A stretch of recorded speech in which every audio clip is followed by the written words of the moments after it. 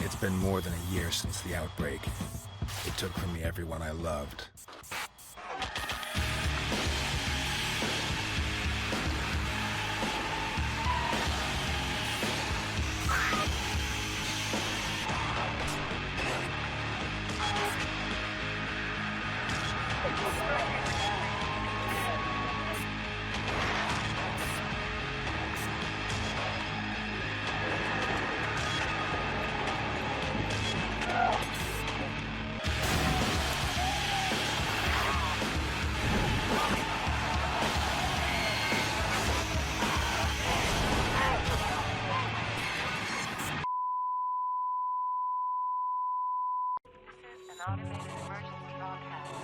It's been more than a year since the outbreak. It took from me everyone I loved. If you get bitten, you become one of them. But not me. I didn't know why I was special and I didn't care. Just glad I wouldn't still be walking around when I was dead. But I wouldn't endure the pain of being eaten alive. If it came to that, I'd bite down on the capsule and be gone in seconds. But I'd run out of food and water, and my last barricade had fallen. There was an abandoned truck at the local gas station. I had to get to it.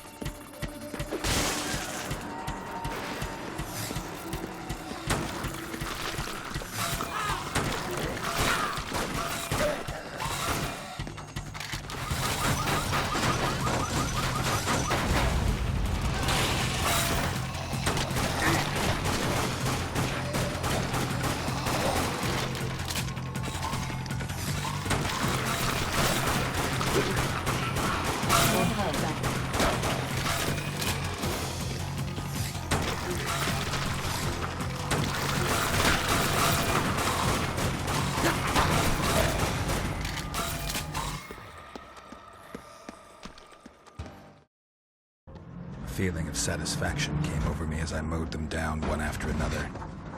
I guess it felt like justice. I drove for what seemed like forever. At some point, who knows why, I tried the radio. That's when I heard the signal. It sounded like a message, but it was so faint I couldn't make out the words. I tried to slow down, but the brakes weren't there. Running down all those zombies must have taken its toll. I needed a proper radio. There was a police station up ahead. Maybe they still had working equipment.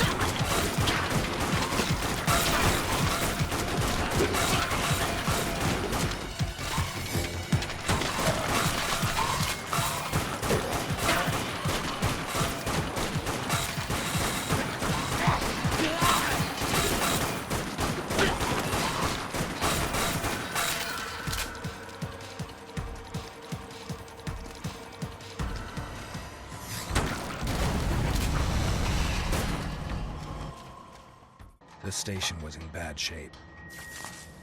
Like somebody had made their last stand there.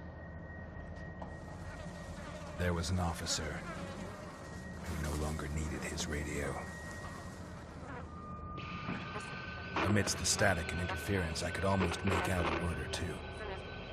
Almost. I needed to get to higher ground. It was going to be a walk in the park.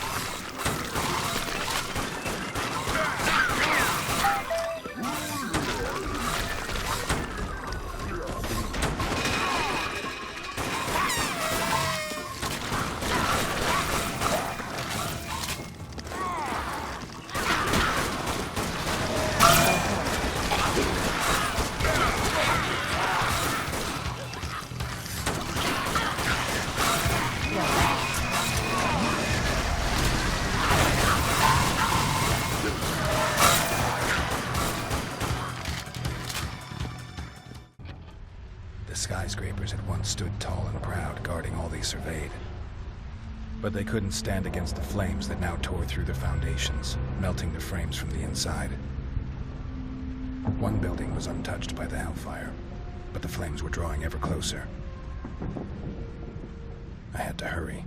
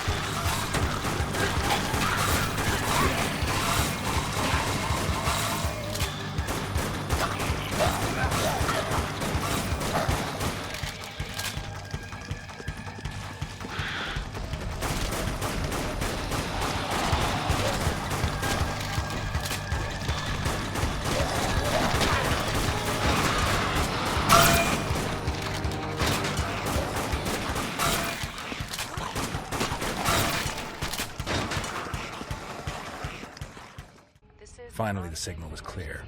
An automated message urging survivors to establish contact through an emergency channel. I spent hours repeating my name and location, desperately hoping for an answer. Finally, the reply came.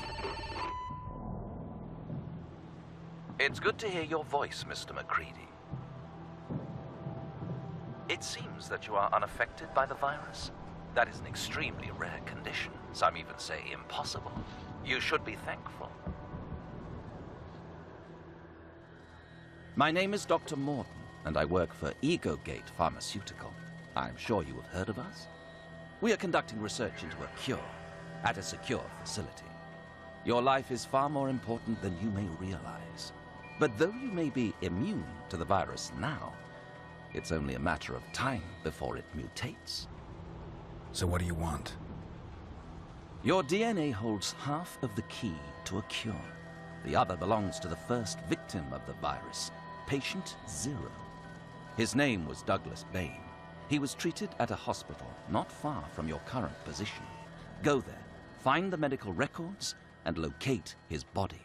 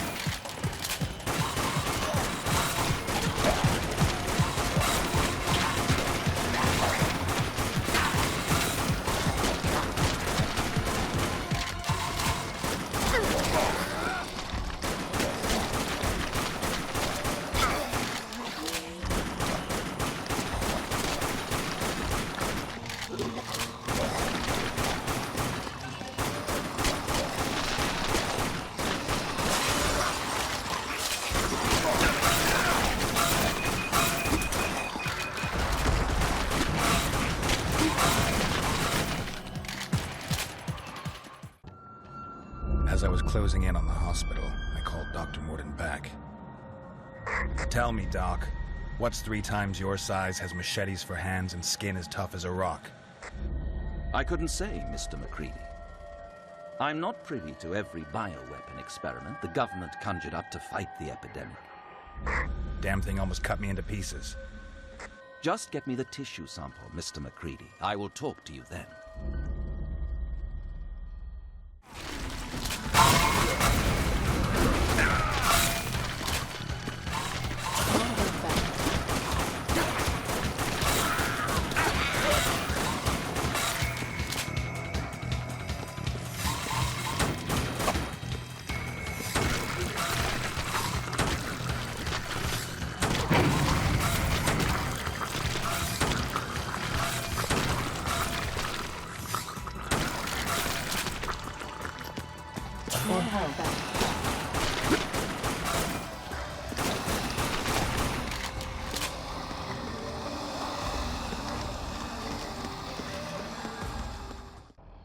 There were a few bodies here and there, but the place had obviously been abandoned for some time. I started going through the patient records. There it was. Douglas Bane, DOA, cause of death unknown. Body transferred without autopsy to Grim Lake Cemetery, Site 3B, by order of the National Biohazard Containment Unit.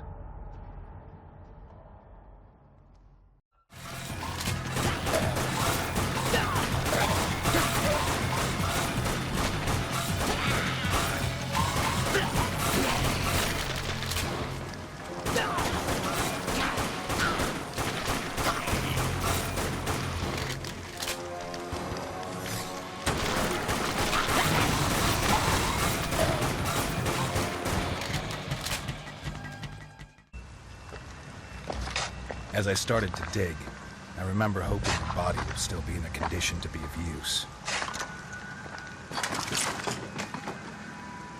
But I should have guessed. They'd never leave patient zero buried. The body had been moved. The tracks headed toward a railroad. I had to follow the trail.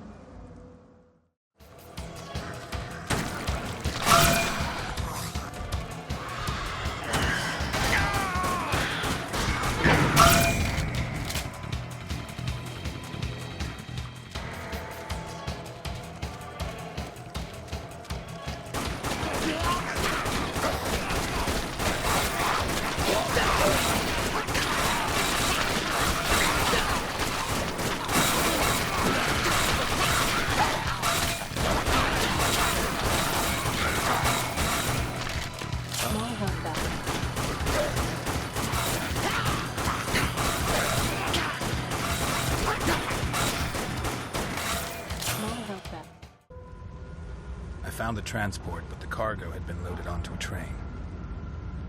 After following the track for a few hours, I saw the wreckage.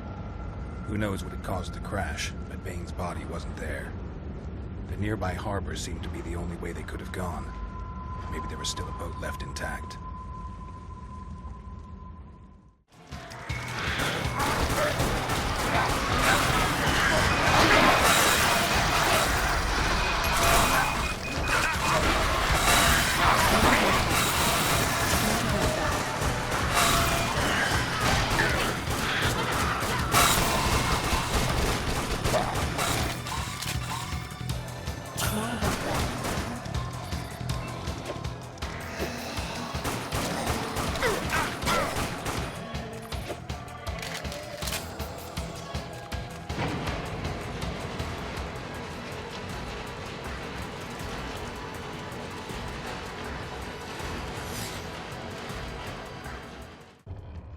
The transport was gone, but every ship's transponder signal was relayed to the head of the Port Authority. The last entry in the logs detailed a vessel commandeered by the military, headed for Ravensfield Airport to the north. Since every ship in the port was trashed, the only choice was to follow the highway. It was in bad shape, with pileups as far as the eye could see. With any luck, it was still traversable by foot. It was gonna be a long walk.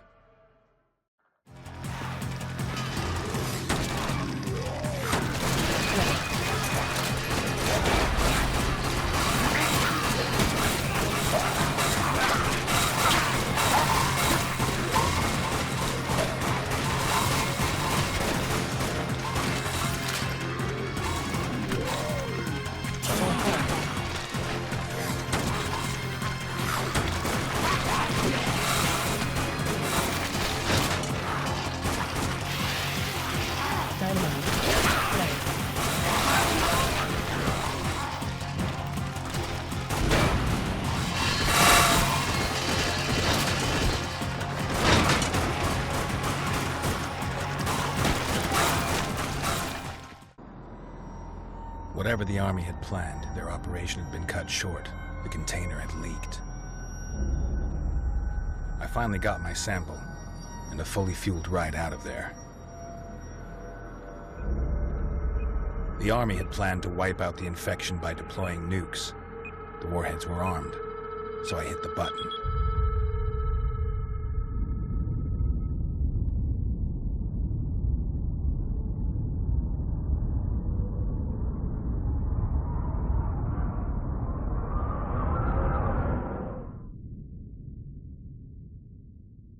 I flew for a long time.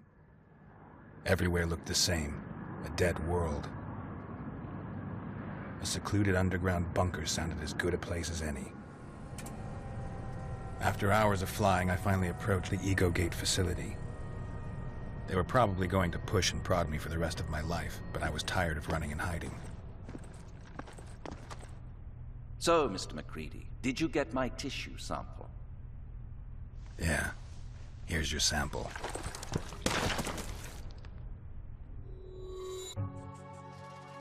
Doctor Morton then signaled the lab technicians, and I was ushered into a biocontainer, a lot like the one I found patient Zero in.